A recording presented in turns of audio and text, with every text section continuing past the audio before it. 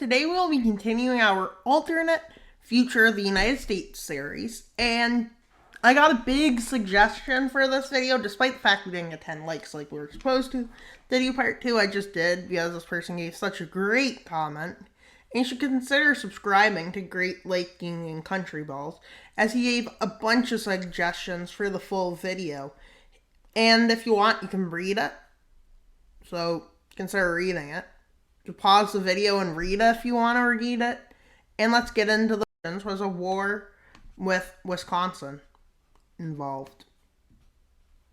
And it goes like 1 second. I don't watch all the layer boundaries and stuff.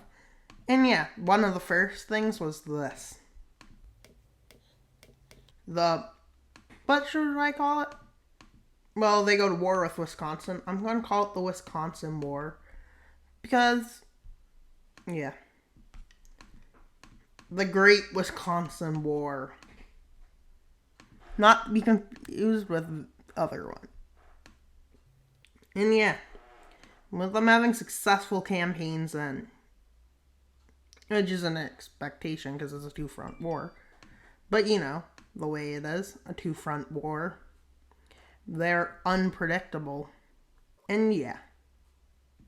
The collapse of Wisconsin came.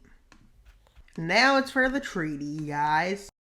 This is what the packs look like now. Except a bit of aggression is happening. Over here. With Pennsylvania. Not that first. I'm going to do it. I'm doing like he suggested as a war up here, except it's probably going to be a bit different. But the first thing that happens is New Jersey declares war on New York. This seems close to it. So this happened. Virginia joins. Then the Great Lakes Pact joins. Area. This is just the Great Lakes. This pact already existed. So the Great Lake Pact, with Maryland joining the blue team. Who knows why? And as to Maryland's dream, I don't know. But to keep it more like his idea, I'm going to just keep it more similar. And so, what's the first thing that happens? Well, Pennsylvania seizes some land. Virginia didn't expect how well prepared the troops were. New York was very well prepared. Maryland is really well prepared too. But Virginia wasn't somehow. With this being a successful, I guess, for the red team. But Ohio wasn't prepared at all, or even ready for a war. With the surrender of Ohio, and New Jersey makes a counteroffensive south, which reliberates Delaware, kinda. The reliberation of Delaware is what they call this push. And so,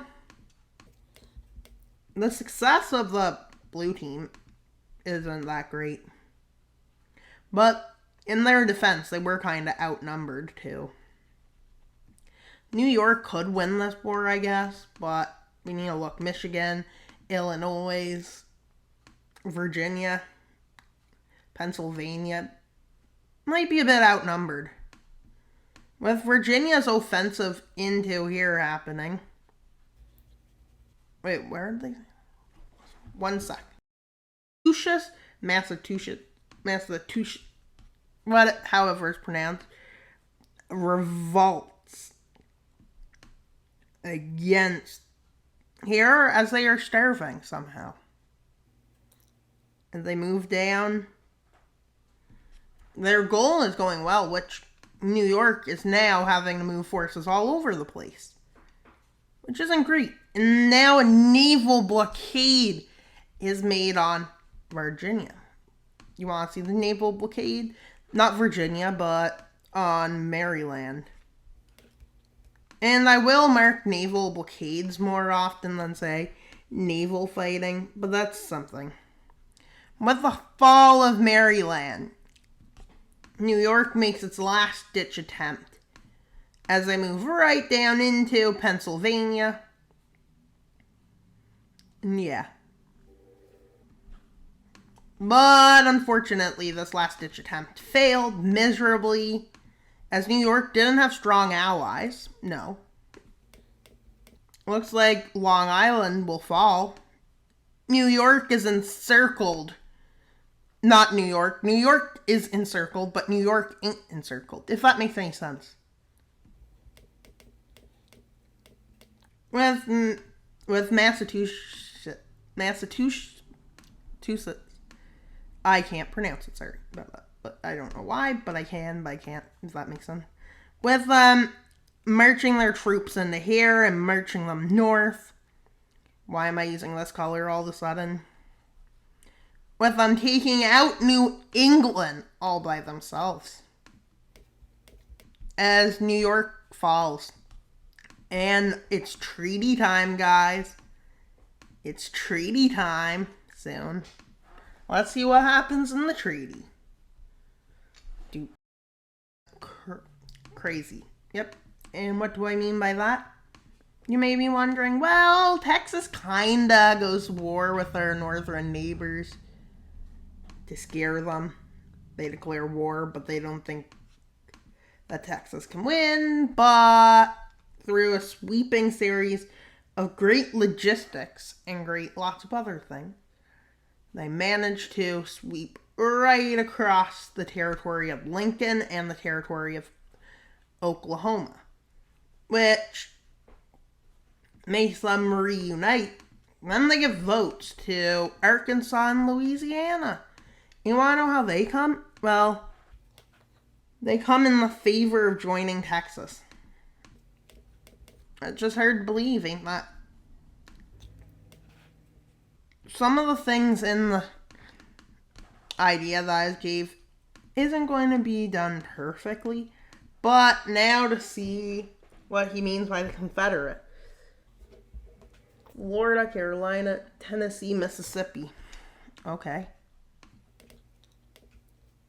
Oh my God. It's Florida, Tennessee, Mississippi, and Alabama.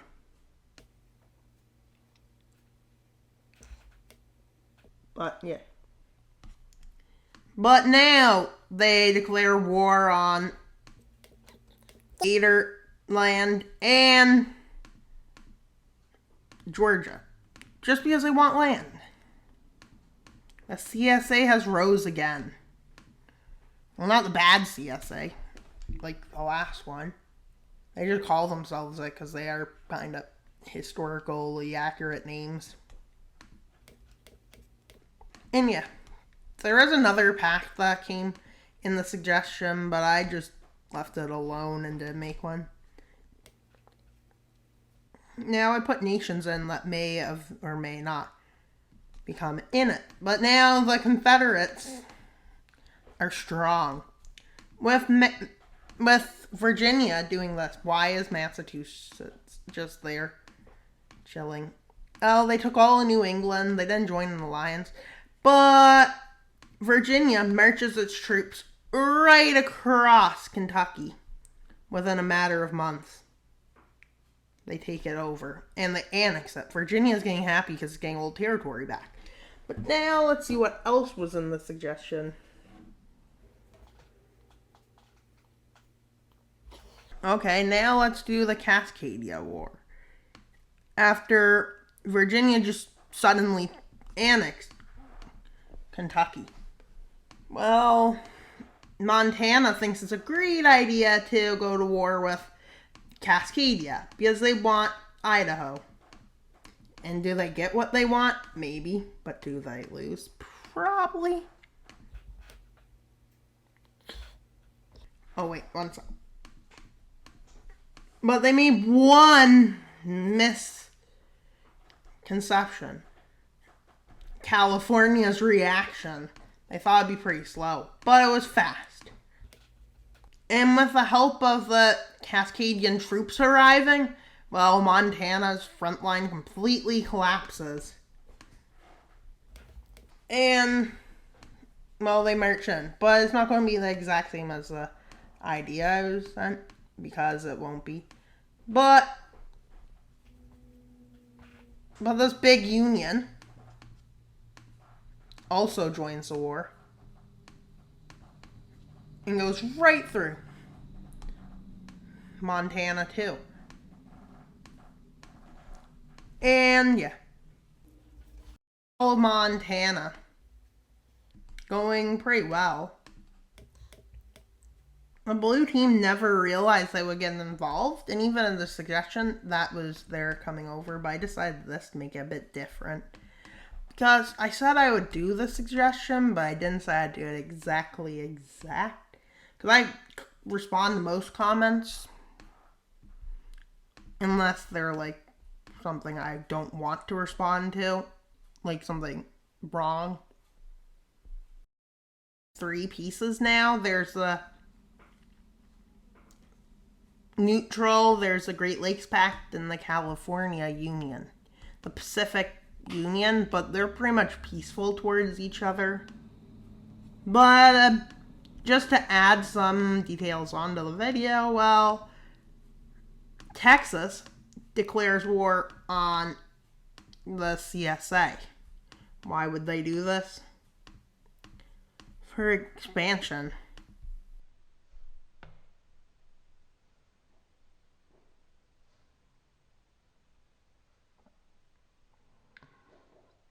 And because they can. But they underestimate the strength of the CSA. And yeah, as you know, the Mississippi River does kind of curve. As they move down to the river, eventually, wait, does it turn or does it go straight? Not sure. The Mississippi. And then a stalemate just breaks out for the rest of the war. It was only Texas who managed to successfully cross, but the CSA managed to move further. And yeah. But they now, after this war, become pretty friendly nations towards each other. Being the Mississippi. Something's going to have to change in this series to keep it interesting too. But something will change, something major probably. And thank you for watching it. Thank you for watching the Great Lakes War. And this video, alternate feature of the US, part 3. If you want a part 2, give 10 likes. But depending on if there's a good comment on what I should do next, maybe I might release earlier. So keep your eyes out for the next part of this series. And thank you for viewing. Now show your support by subscribing, because we are at 703 subscribers, or 97 away from our goal of 800, or 46 away from our other goal. So if you would like, please subscribe. That's pretty much all for today's video. Please like, subscribe, comment. That's all for today's video. Wild Mapper out.